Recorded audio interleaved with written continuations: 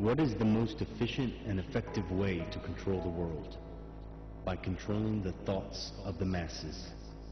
If you have the world thinking the way you want them to, then there would be very little need to force them to do anything.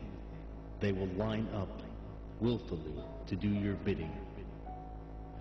Now you might be noticing I don't feel about that war the way we were told we were supposed to feel about that war, the way we were ordered and instructed by the United States government to feel about that war. See, my mind doesn't work that way.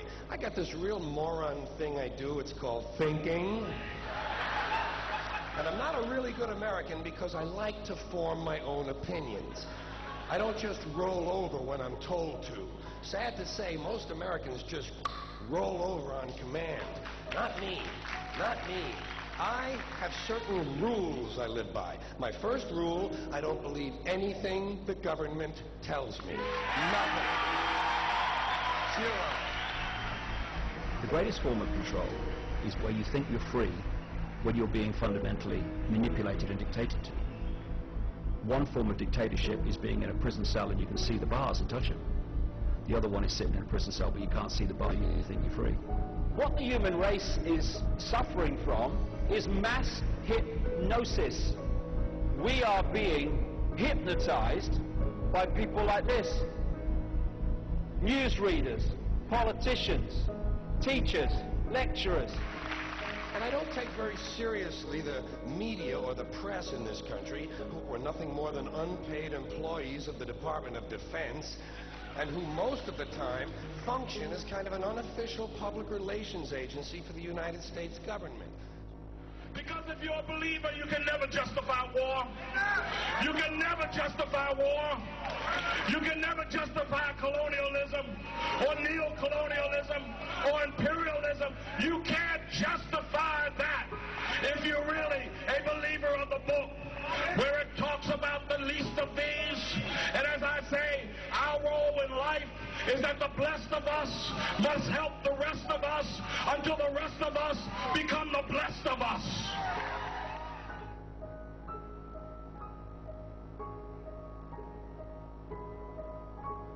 The real owners, the big wealthy business interests that control things and make all the important decisions, forget the politicians. The politicians are put there to give you the idea that you have freedom of choice.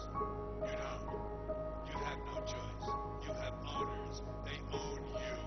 They own everything. They own all the important land. They own and control the corporations. They belong to the board and pay for the Senate, the Congress, the state houses, the city halls. They got the judges in their back pockets. And they own all the big media companies, so they control just about all of the news and information you get to hear. It's a big club. And you ain't in it. You and I are not in the big club.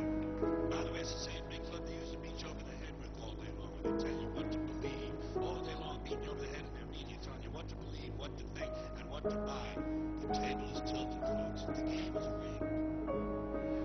Because the owners of this country know the truth. It's called the American dream, because you have to be asleep to believe it.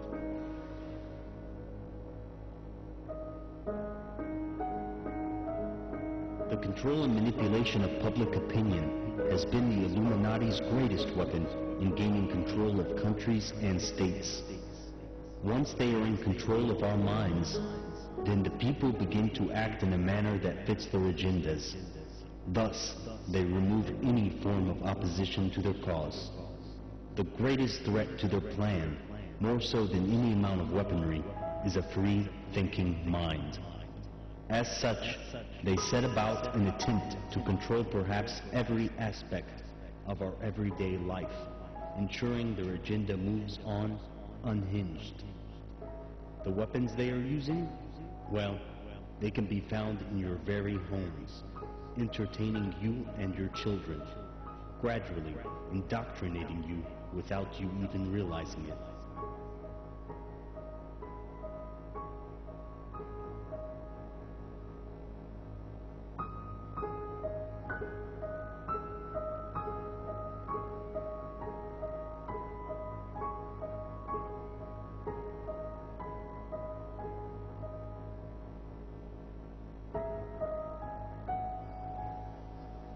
And in order to further this process of transformation of mankind into carbon copies of themselves, they bring to the world something called globalization.